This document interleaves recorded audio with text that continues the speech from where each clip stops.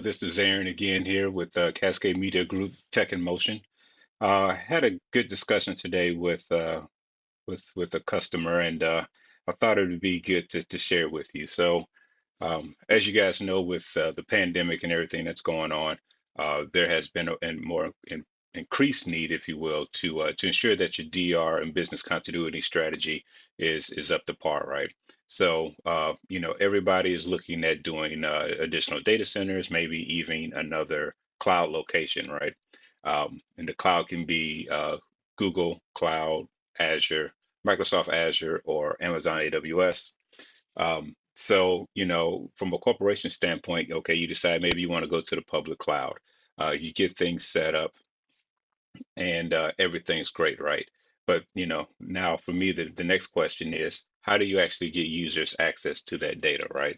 So this is just a quick and dirty whiteboard session here that I can say that I had a conversation with another customer and thought it would add value to you guys. So here we go. So here on the whiteboard, you see here on the left-hand side, I have just a simple data center. These boxes represent maybe the virtual machines, data. This could be structured, unstructured databases, and we'll just say apps is your business apps, right? Um, Over here on the other side, we do have a lovely box representing your disaster recovery environment. And we'll say it's public cloud. It could be Azure, it could be AWS. But as you can see here in the public cloud side, we still have the same workload. So they've been replicated from the data center to the public cloud. Everything's going great, right? But as you know, you still have regular users here in your corporate environment, right? So just get a couple of laptops here. So these users can access the apps, can access the data um, when they're on-prem or in the office accessing the resources in the data center. But what about when a disaster does occur, right? Or you need to fail over to your public cloud instance. How do you get those same users connected to this data, right? Because in a disaster, you have dozens of scenarios that could be occurring. So, for example, maybe um, those end users don't have a computer. Maybe you guys didn't issue a computer to them, right? Maybe they're out of town and have to use a home device. So these are the type of things that we really have to focus on, in the event that we have to really switch over to the public cloud. So what are the options, right? This program is brought to you by Computerized Auto Search. A couple of options you have is that you could put maybe some VDI boxes out here or virtual desktops. So you can run some virtual Windows 10 desktops out there, use some type of VPN connection here or VPN client to access the virtual desktops, which will then give them access to the applications.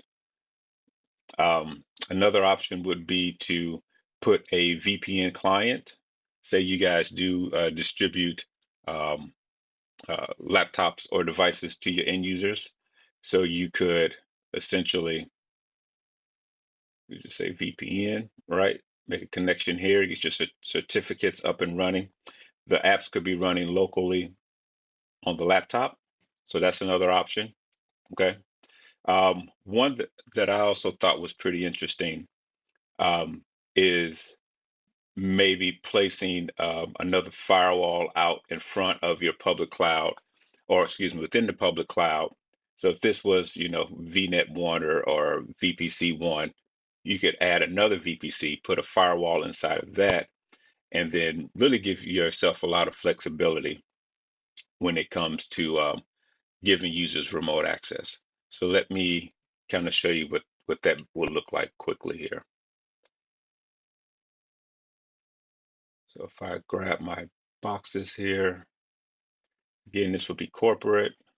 Maybe we'll put a firewall in front, and these two would represent the cloud. right? So, so this is cloud. This would be cloud. This here would be your data center, right? Again, we have our apps on both sides, but here's the difference. So what you could do, you could put a firewall in here,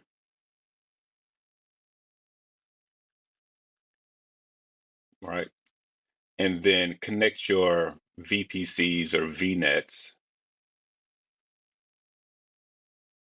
together using the firewall. Okay. So the way this will work, you'll have a firewall on-prem here.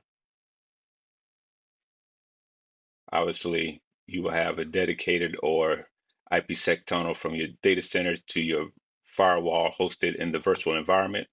And then you can control access to the applications from a common firewall that your staff is already familiar with, right? So again, gives you a lot of flexibility. And then also, if you were to get another cloud service from the same provider and find yourself creating or needing another VPC or VNet, virtual network, right? With that, you can then use the same firewall to control access to these resources up here.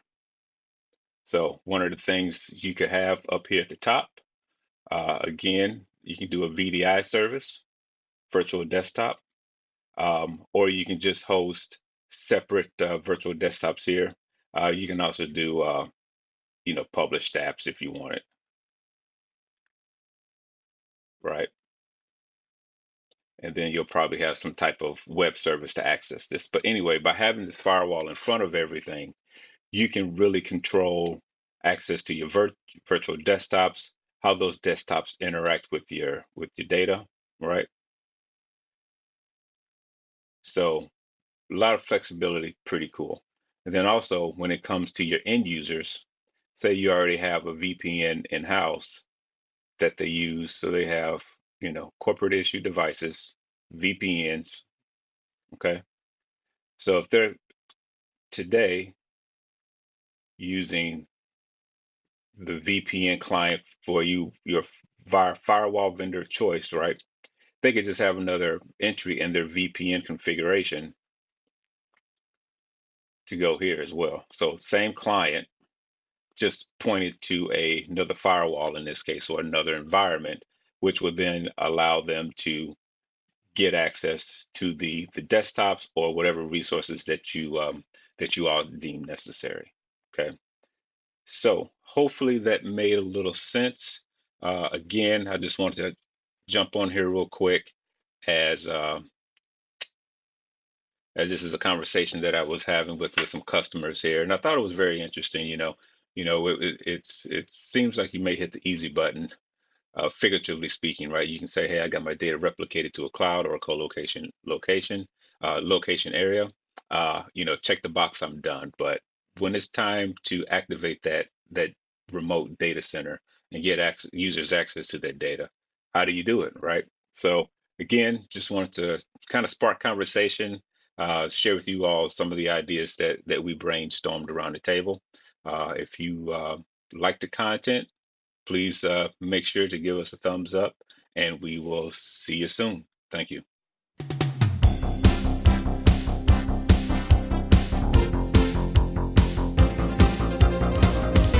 This program is brought to you by Black Star Group.